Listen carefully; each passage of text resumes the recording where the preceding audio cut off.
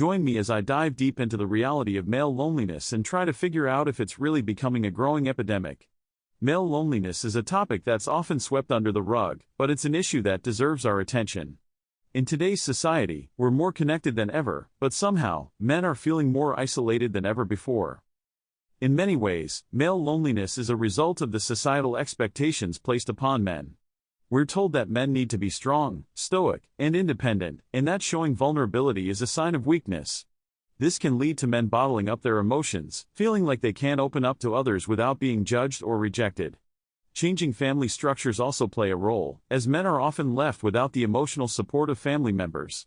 And to top it off, there's still a huge stigma surrounding male vulnerability, making it even harder for men to speak out about their struggles. We're seeing men lose their sense of purpose, feeling like they're not measuring up to the traditional masculine ideals.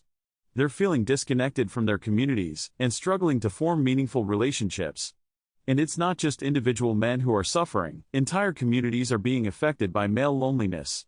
It's a vicious cycle, where men are more likely to turn to substance abuse, violent behavior, or even suicide, further perpetuating the problem. On top of all this, men are often socialized to be self-sufficient, to handle problems on their own, rather than reaching out for help. This can make it incredibly hard for men to admit they're struggling, let alone seek support. It's a perfect storm of factors that are contributing to this epidemic of male loneliness. One of the most concerning aspects of male loneliness is how it's affecting men's mental health. We're seeing alarming rates of depression, anxiety, and suicide among men, and it's clear that something needs to change. Men are dying because they're too afraid to ask for help, too ashamed to show weakness. It's heartbreaking, and it's unacceptable. I've spoken to men who have opened up about their struggles, and it's clear that they're not alone. There are men out there who are desperate to break free from the chains of toxic masculinity, who want to be able to express themselves without fear of judgment. There are men who are crying out for connection, for community, for someone to talk to. And it's our job, as a society, to listen, to support, and to create a space where men can be themselves without fear of reprisal. One of the most powerful things I've seen is men coming forward with their stories, sharing their struggles and their triumphs.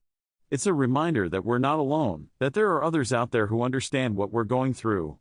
And it's a call to action, a reminder that we need to start taking male loneliness seriously, and start working towards a solution. There's a growing movement of men who are refusing to be silenced, who are refusing to conform to traditional masculine norms.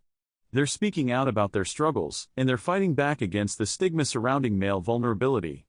It's a beacon of hope, a sign that things are starting to change. We can't keep ignoring the elephant in the room.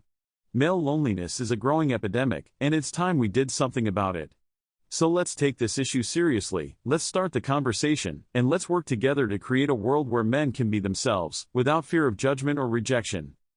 Thanks for watching, and I hope this video has inspired you to think differently about male loneliness. If you've struggled with loneliness, please share your story in the comments below. Let's keep the conversation going, and let's work together to create a more compassionate, more empathetic world. And if you want to watch more videos on mental health and social issues, be sure to check out our next video.